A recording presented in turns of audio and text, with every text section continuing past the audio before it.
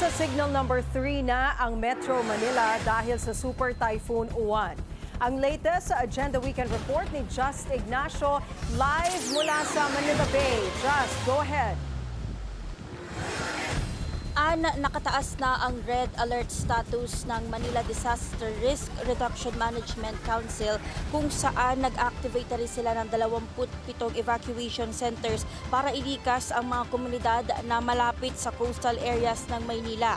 Ayon kay Christian Evangelista ng MDRRMO, 1 to 2 meters ang nakikita nilang posibleng storm surge sa Manila Bay, kaya't minabutian nila na habang low tide pa ay pinull out na ang mga evacuees. Bandang alas 11 raw ng gabi ang inaasahan nilang storm surge sa lugar kung saan matindi ang hampas ng alon. Dagdag ni Evangelista, may mga ilan pa ring residente ang ayaw lumikas dahil sa kadahilan ng wala raw magbabantay ng kanilang gamit sa kanilang mga bahay. Patuloy naman ang paalala ng lokal na pamahalaan ng Maynila na makinig sa mga otoridad para matiyak ang kanilang kaligtasan.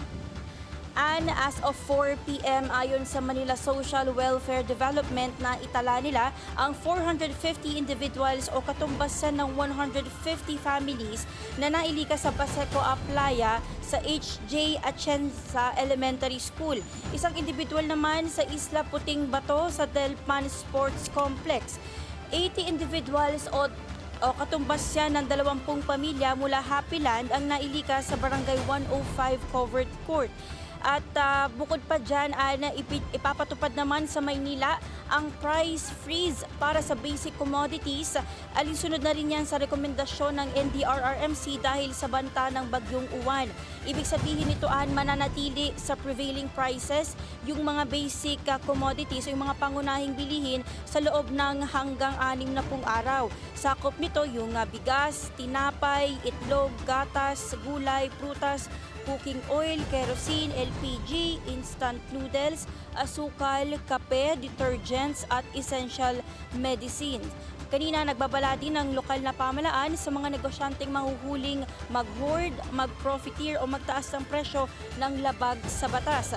Kaugnay niyan, inatasan na rin ang Market Administration Office na ipakalat ang impormasyon at tiyaking nasusunod ang price freeze sa lahat ng pamilihan sa lungsod.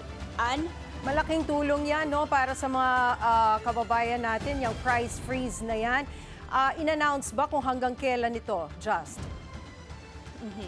Ayon dun sa anunsyo kanina ni Manila Mayor Isko Moreno ay hanggang 60 araw ipapatupad ito, And kanina na-mention mo, merong mga ilang residente na ayaw pa rin mag-evacuate from their areas.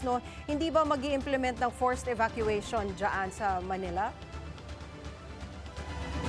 Yan yung ating ikukumpirma, pero kanina nag-anunsyo na nga ang NDRMC na magpatupad ng forced evacuation. Kanina rin kasi ipinaliwanag ni Christian Evangelista mula Manila Disaster Risk Reduction Management Council.